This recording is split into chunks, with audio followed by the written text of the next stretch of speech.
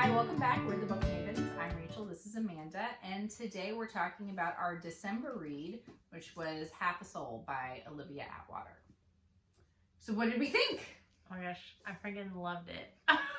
I adored it. This is adorable. Such a good book.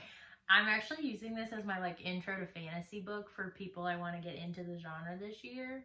That's going to be one of my intro to fantasy books. Oh, okay. Also, I listened to this as an audiobook on my drive, and it was such a good audiobook. They're not always good. The audiobook was amazing. I highly recommend the audiobook for this as well. But this is going to be one that I'm going to need a copy of because I'm going to read it a lot because I like it. I keep an eye out for it. I mean, I'm going to keep an eye out for your special edition because that's because this is very. I bet they'll have some when they do their. When they do the next one. Once a year big sale, and then you can experience the drama that is trying to get special editions when they release all of their. I don't know if my heart can take it, but you saw me last year. It was nuts. Yikes. Okay. Do you want to give the premise of the story? Or you want me to? You go ahead.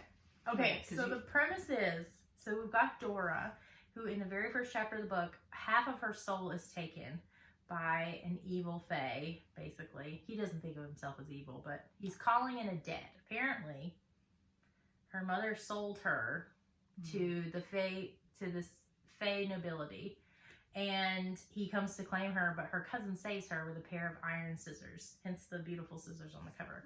So she keeps those scissors with her, in a little, around her neck, in a little sleeve, for the rest of her life, because she never knows when he's going to come back. But basically she becomes emotionally stunted.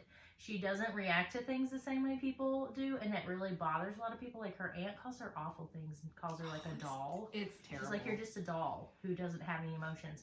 She has them, she just can't hold on to them, and she doesn't react in the appropriate way. It was so interestingly written, the way she's I should feel this. And she spends a lot of time analyzing her own reactions, and she spends a lot of time communicating. She's I am upset. I am happy. But she can't express it in any way, shape, or form because that half of her soul, the emotional intensity side, is gone. So she can only feel them I love the way she used the phrase long-tailed. Yes. So if there are emotions that linger with you for a long time, she feels those. If it's a fleeting emotion, it's almost immediately gone.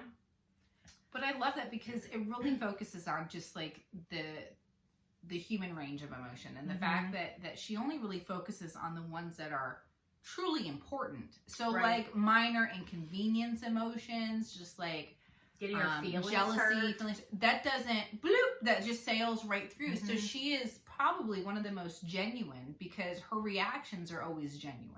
Yeah. She doesn't feel the need to be dishonest. She doesn't, there's none of that. So she always she's what we would call a straight shooter. Yes. And which makes me love her all the more. Oh yes, because the banter.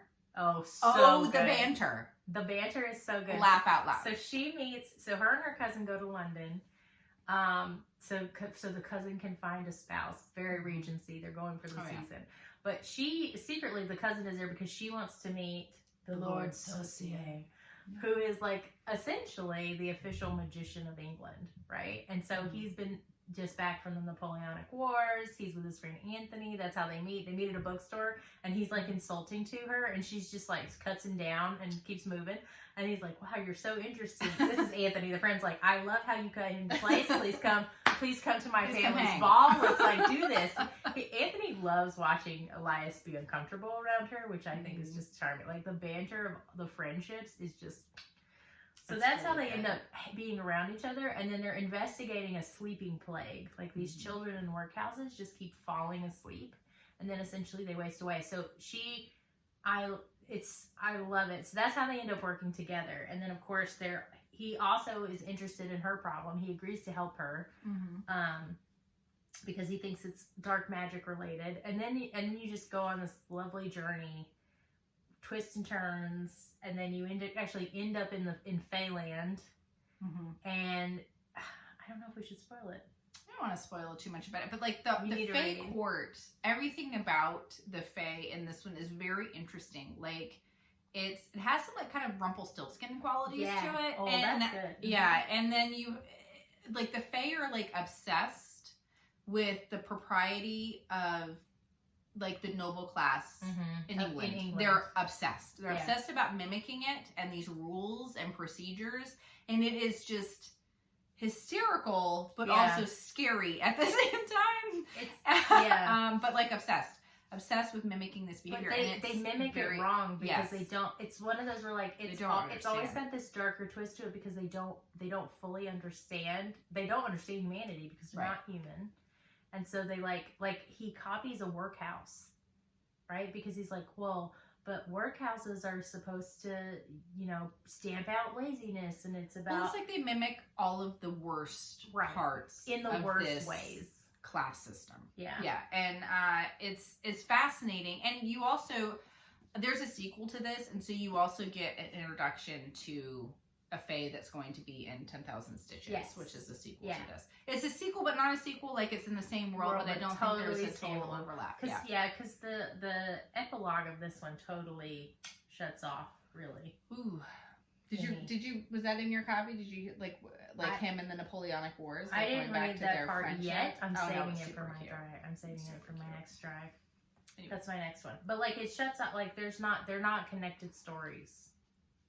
Really. So you get a little bit to me. You get a little bit of that kind of Elizabeth Bennet and Darcy quality going on, but like it's on steroids. Like it's like.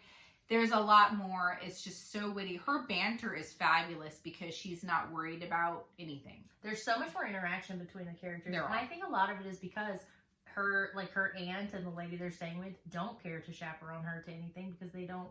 They really honestly just try to make her as little as possible. Well, they try to hook her up with the doctor, Anthony. Oh, but that's only after she meets him herself and gets invited to the ball. Like she'd been going around London by herself for a couple days, like not doing anything. She didn't like. She went to a bookshop and she wanted to try shaved ice, so she just went to do it because they just kept leaving her in the house. Yeah. So she has a lot more opportunities for interaction. Oh, and I love the chaperone they eventually got for her. Yeah, she's great. She's great. I love her. It's like the conversation between the characters in this book is really well done, even between her and her cousin, because they have to have some moments of like. But you see some real vulnerability with them, like Elias. Is that Elias? He, you know, like everything is that tough shell, right? And then you find out about how truly motivated he is to try and save these children and how much effort he's putting into it. It matters to him, and so you really kind of. Everyone's an onion in this, so I feel like you're peeling back, and then you also hear like about her cousin and about her motivations, you know, for just try and save her cousin and what's going on with her and when her cousin whether or not she's selfishly motivated. Like there's a lot going on. So good. I recommend this one. I think the last it's another quick one too. Yeah, the last 2 months we have really been picking winners. This is going down as one of my top books of the year. I'm going to be like one of my favorite reads. I went back recently. I was going back through my list and the videos of books I've read this year. And this is definitely, it is recent, but also it's going down as one of my most enjoyable reads because I was driving. It is very enjoyable. I came in straight and then I went to Friendsgiving and not that I was upset because I was very excited to be at Friendsgiving, but there was a moment where I was like, oh my gosh, I'm going to have 30 minutes of this book left. And I'm going to have to get out of the car for Friendsgiving. It was fine. It all worked out beautifully. I hit a little bit of traffic and it was fine. But there was a moment where I was like, I'm going to have to try to converse with people and have this in my mind. It worked out fine. Because apparently several of the last minutes were part of that epilogue book that I haven't read too. So that helped.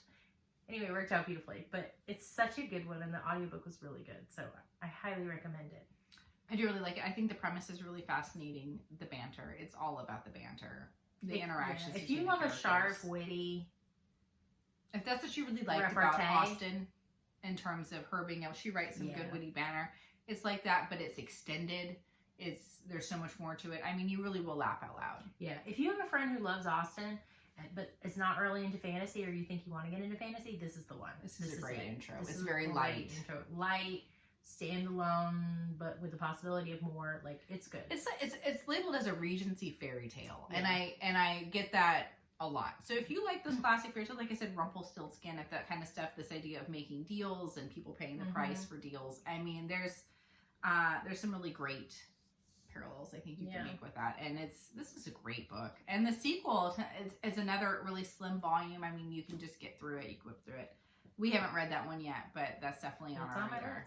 Yeah. And we haven't picked our January book yet, so we'll come on with a video a little bit later and announce our January pick in enough time for you to pick it up. Yes. But other than that, we hope you have a happy new year and that you got to celebrate whatever you wanted to celebrate here at the end of the year, even if it was just getting through 2020.